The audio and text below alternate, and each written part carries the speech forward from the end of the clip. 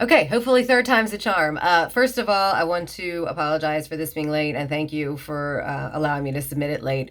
Um, Additionally, I did try to use Present Me. I know that's the assignment, and I did send you an email about it, and I could not find a free version. Everything was trying to charge me $50.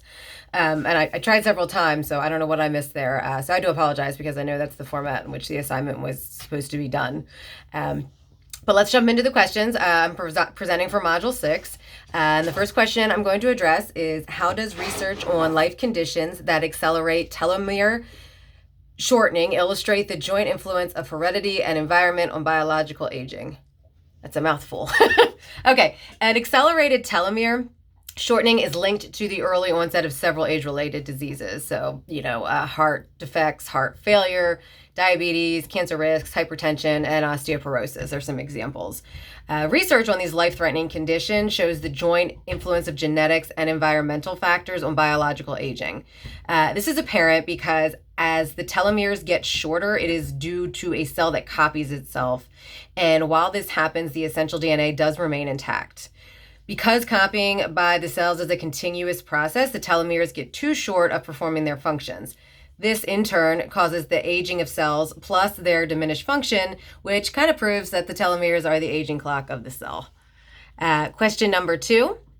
Why are people in committed relationships likely to be more sexually active and satisfied than those with multiple partners? So people in committed relationships enjoy sex and they get more satisfaction out of it than those dating several partners. Being in a fulfilling relationship comes with so much more. There's love and affection and stability, and this makes sex more satisfying. Sexual behavior impacts emotional satisfaction the same way it does physical pleasure. So having multiple sexual partners can feel like a disconnect emotionally, and this leads to poor satisfaction. Also, having a satisfying relationship means that, you're spending time together, you have this an emotional attachment, and it's so much easier to speak your mind. You feel safe to say if you're not satisfied sexually, if there's something else you'd like, to be happening.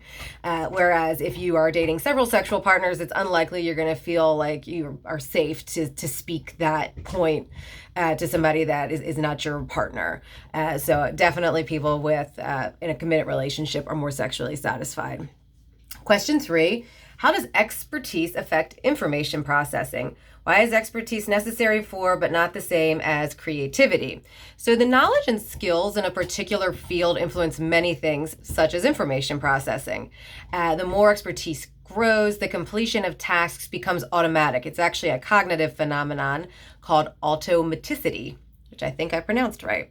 The acquisition of expertise helps an individual's cognitive process become more proficient at processing information. So this makes experts see the whole picture as opposed to somebody who isn't gifted in that field. Expertise allows individuals to be more aware of the environment they are working on.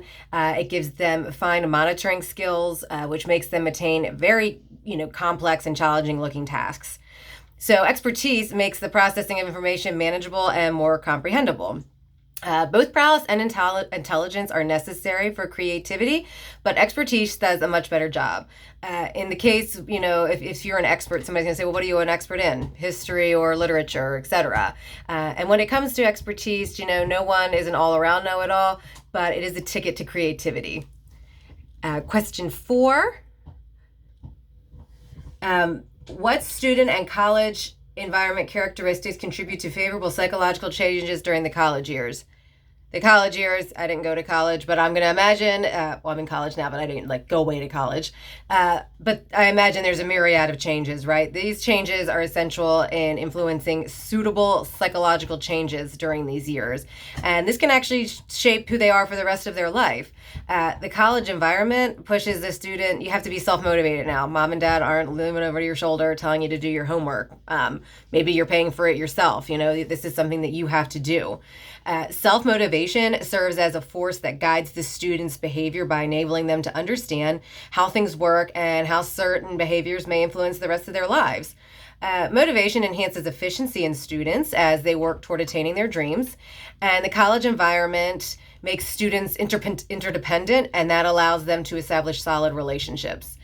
These relationships offer students the support that they will need to grow for the rest of their lives. Question 5. What cultural changes have led to the emergence of the period known as emerging adulthood? The period between 18 and 25 is referred to as emerging adulthood. It's a cultural construction. So depending on the culture, the period of emerging adulthood may vary. Non-Western traditions have a shorter period of emerging adulthood or none at all. This is because some cultures emphasize practices that force an earlier transition to adulthood. Changes in culture may include invention, economic systems, conditions, globalization, rights, freedoms, etc. And this all contributes to the emerging of adulthood.